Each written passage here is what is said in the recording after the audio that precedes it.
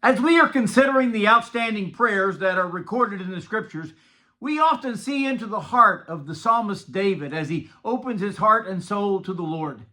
Good morning. This is Pastor Ernie Lewis of the Blue Point Church in Sisney, Illinois, with your thoughts for Thursday.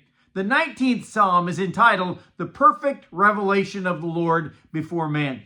As David saw God in this description, he says, the heavens declare the glory of God, and the firmament shows his handiwork.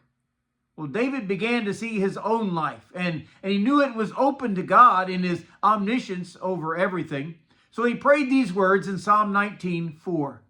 Let the words of my mouth and the meditation of my heart be acceptable in your sight, O Lord, my strength and my Redeemer. First of all, let's read this prayer as it was actually spoken. David was in no way saying, just let whatever I say and whatever I think be accepted. Let it be approved by God. This prayer is actually a self-introspection, where he's considering everything that he says. Oh Lord, let the words of my mouth be acceptable. Now, have we ever said something that we wish we could take back, or maybe we realized it really wasn't the right thing to say? That probably happens on a daily basis if we're truthful about the things that we say. It would be most helpful if we could think twice about how we will answer someone, or even how we're going to react to something that has been said to us.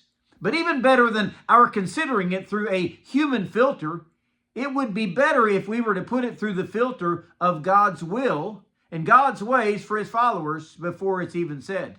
David is saying here, my heart's desire is that when I speak, it is only the words that are acceptable in the sight and ears of my Lord.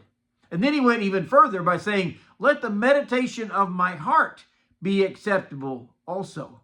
It is not just the words that slip out that God will judge, but it's every thought that passes through our brain. Too often we let some thoughts linger too long there, or maybe we let them sour within our psyche.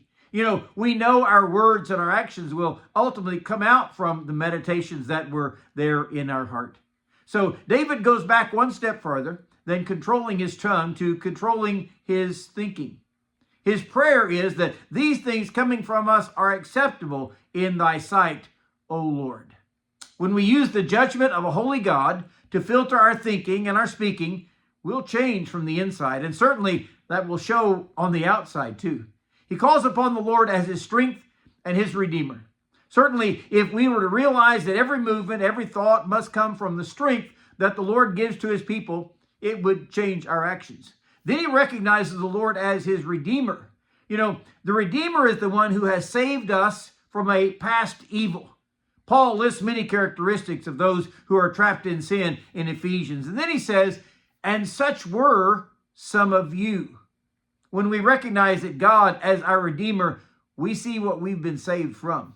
And we determine, I'm not going back there. So Lord, let the words of my mouth and the meditations of my heart be acceptable in your sight. O Lord, my strength and my Redeemer.